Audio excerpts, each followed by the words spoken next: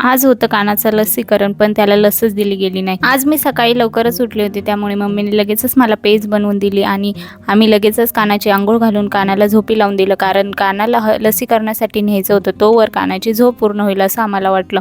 तर जसं जन्मताच एक लसीकरण झालं होतं, ते आम्ही हॉस्पिटलमध्येच दिलं होतं आणि आज होतं त्याचं 1.5 महिन्याचं लसीकरण.